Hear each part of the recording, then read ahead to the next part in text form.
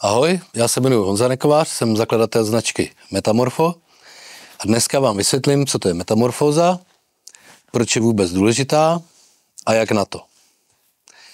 Takže začneme tím, co to je metamorfóza. U nás ta metamorfóza vychází ze slova, nebo z takových dvojice anglických slov, kterým se říká harm reduction. Když bych to volně přeložil do češtiny, tak to vlastně znamená snižování škod. Takže když si to představíte, co vlastně znamená ta metamorfóza, tak je to vlastně proces vašeho intimního nebo osobního zlepšování. Když si to představit můžete tak, že třeba jste na začátku a pijete hodně sladký limonády. Když jich pijete hodně a pijete to dlouho, tak vám to určitě nedělá dobře. A metamorfóza je o tom, pojďme to měnit. A neznamená to jít hned na konec a pít třeba jenom čistou vodu. Znamená to, že můžeme postupně metamorfovat a můžeme začít tím, že budeme pít nejdřív méně sladkou limonádu, třeba občas, a pak jít dál, až se třeba nakonec dostanete k té vodě. Takže metamorfóza je proces, na jehož konci se budete cítit významně líp.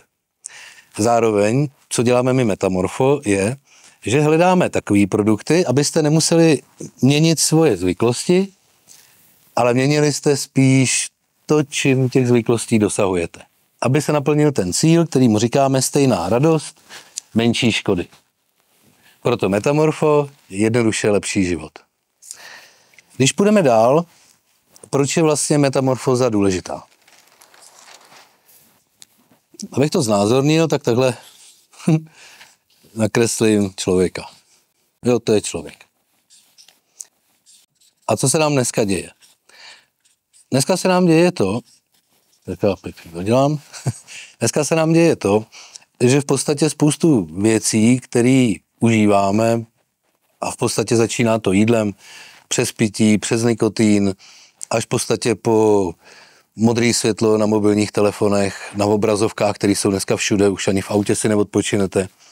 Je to prostě všude, tak se nám děje, že vlastně na ten organismus působí strašně moc vlivů na jedno. Jo, to znamená, špatnýma potravinama můžeme mít jako problém se zažíváním, s různýma vnitřníma orgánama, přehnaný koukání do obrazovek a používání bílého světla, jo, nám vlastně útočí jako na oči a na mozek. A takhle bych mohl popisovat strašně moc věcí, kterýma si vlastně dneska, aniž bychom chtěli, poměrně hodně škodíme. Proto si myslíme, že metamorfóza má smysl v tom, že když začneme postupně některé ty zvyklosti, které máme, tak si je necháme a nahradíme méně škodlivýma produktama, takže vlastně budeme škrtat ty červené šipky. A tím, že začneme škrtat ty červené šipky, tak se budeme cítit lépe. A to je vlastně cíl metamorfózy. Neznamená to, ježišmarja, musím všechno změnit, znamená to jít do toho dobrodružství, pozorovat, co se v nás vlastně odehrává, který ty věci nám škodí míň, který víc, udělat to své osobní rozhodnutí, čím začnu, co změním jako první, pak je zase to dobrodružství pozorování, kdy zjišťuju, kde se mi ty změny projevujou a proč se cítím lépe, a postupně snižujeme počet těch červených šipek, toho, co na nás působí, a naopak nám to v tom organismu začíná vznikat něco, čemu my říkáme rovnováha. Takže proto je důležitý na té metamorfóze pracovat. Protože jako společnost jsme už dospěli do stavu, kdy třeba spousta potravin už se dneska vyrábí poměrně hodně industrializovaně a chybí jim přirozený enzymy, nebo na nás hodně působí reklama, takže my třeba najdeme sladkou limonádu, na který je napsáno méně cukru, a ve finále, když to změříme, tak zjistíme, že to je třeba jenom o 3%, takže vlastně nám to moc neuleví a reklama nám dá pocit, že jsme pro sebe něco udělali. Takže Metamorfo dělá to, že to pozoruje, kriticky zkoumá a všechny produkty, které u nás na webu najdete nebo v našich concept storech, tak jsou už prověřený, že jsou právě v nějakém stupni metamorfózy a určitým způsobem vám pomáhají zlepšit harmonii vašeho těla a vašeho životního příběhu. Protože ať chceme nebo ne, tak ve finále všichni toužíme potom, aby jsme byli dlouhověký a byli jsme tu dlouho jak s našima rodinama, s našima dětma, s našimi přáteli, v našich zábavách, který nás baví. Jo, protože jedna věc je, že něco nakupujeme lépe a přemýšlíme nad tím, kde co změnit. Druhá věc je, že součástí metamorfózy je třeba přirozený pohyb a spousta dalších věcí, kterými vám na webu nezařídíme, ale můžeme vám pomoct s tím, že odstraníte některé ty červené šipky, který na vás působí. Proto je důležitá metamorfóza.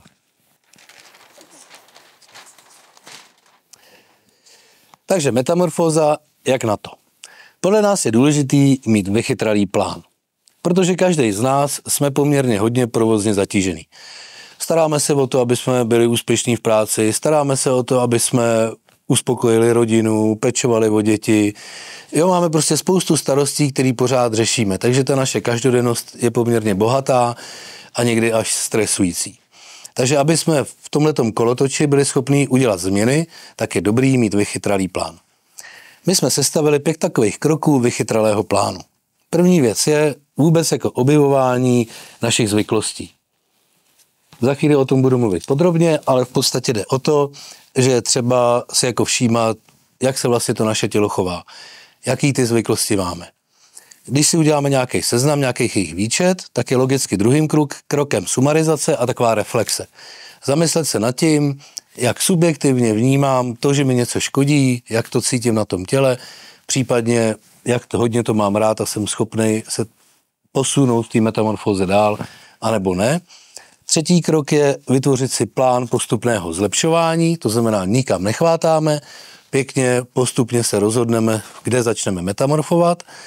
A čtvrtý krok je pozorování změn. Když už něco změníme, tak pozorujeme, jaký to na nás má dopad, jestli skutečně získáváme třeba to, že se líp cítíme se zdravější, silnější. No a poslední krok je oslava. Je důležitý slavit. Když se nám něco povede, tak to oslavíme.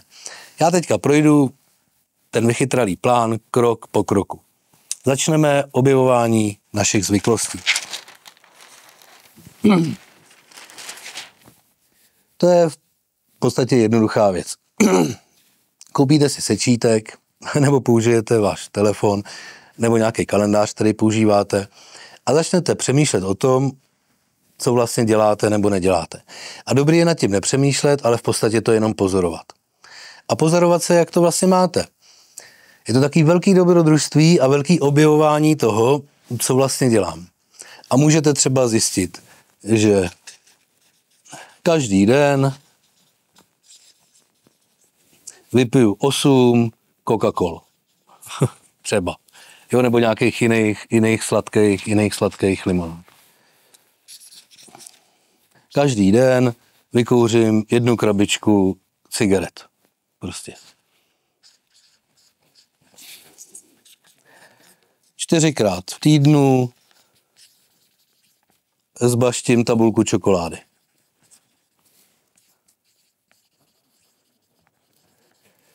A takhle si procházíte a pozorujete ten váš životní příběh.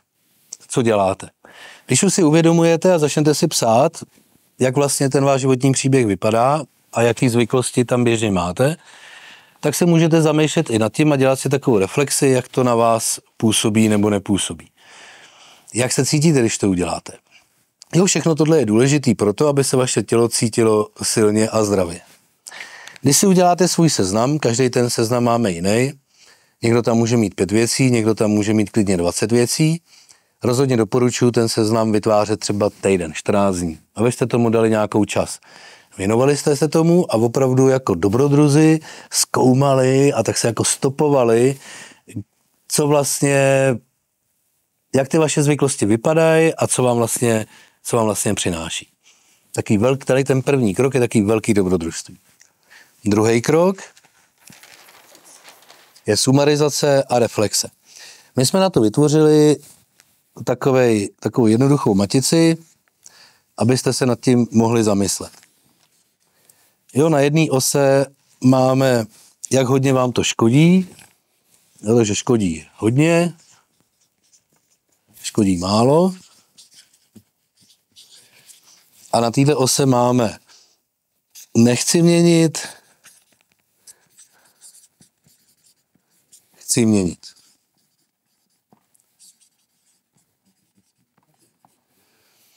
Já to teďka udělám ze své vlastní zkušenosti. Takže třeba dneska už nekouřím, ale když jsem to začal řešit, někdy před rokem a půl, tak jsem prostě reálně kouřím běžný cigarety. Musel jsem si přiznat, že mi to škodí hodně a ne, že mi to někdo říkal. Začal jsem to pozorovat.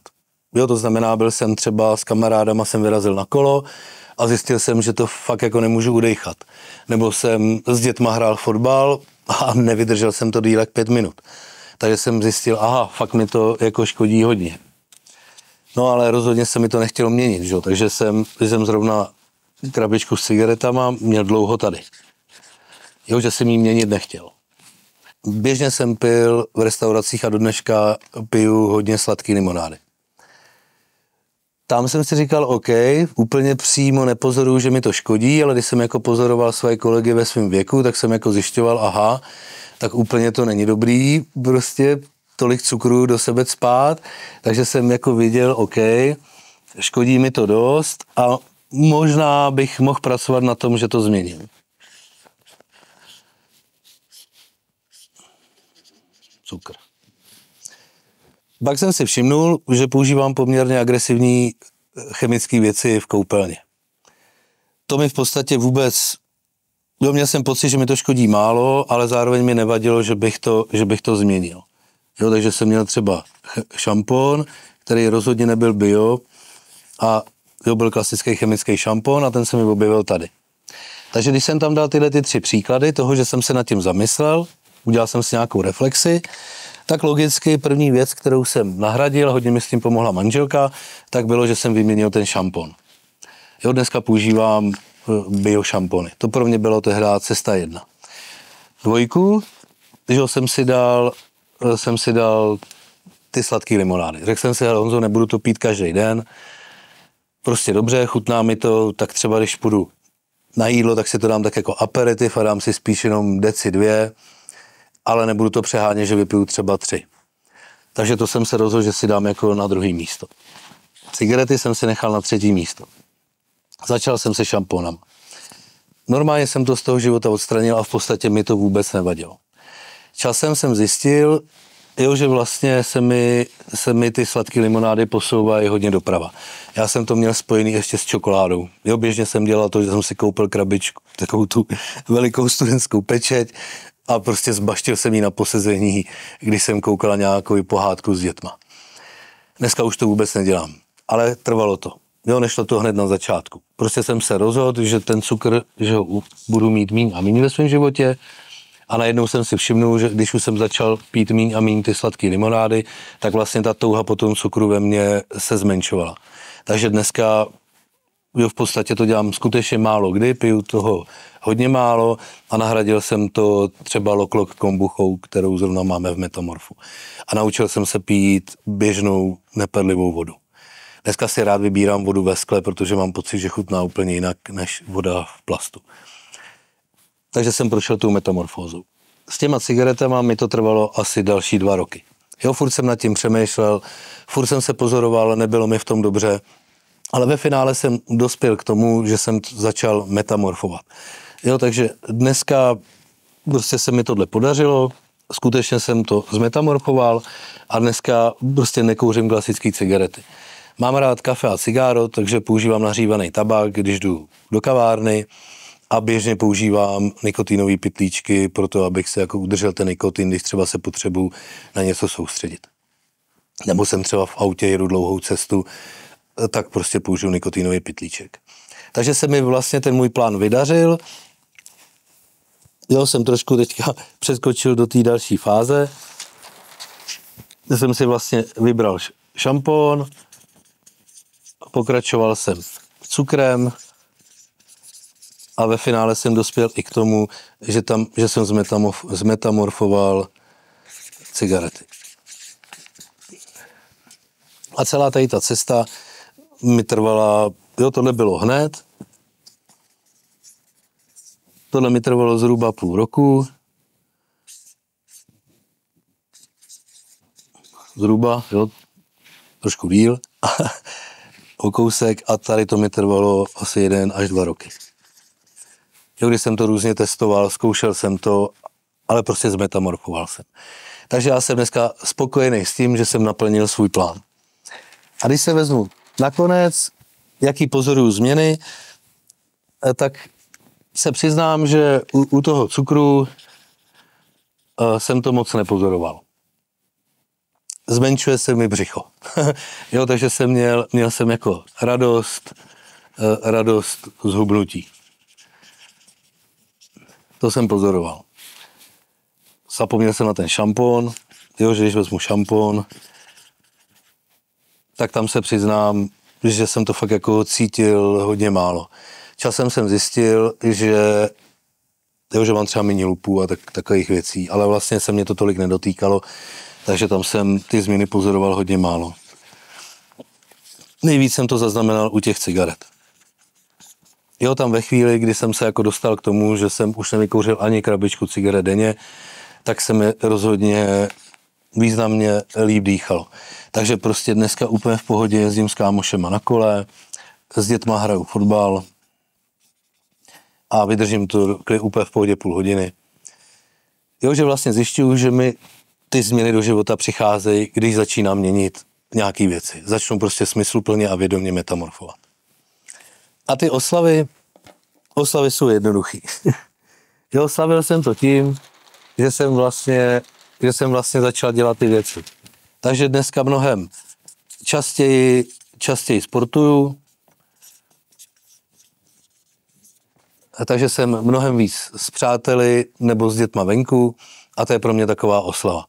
A jsem rád, že když pak přijde ten večer a jdeme třeba s kamarádama na pivo, tak já už dneska jako občas si to jedno pivo dám, ale nemám potřebu sahat po cigaretě. Jo, prostě dopadlo to na tu úrodnou půdu.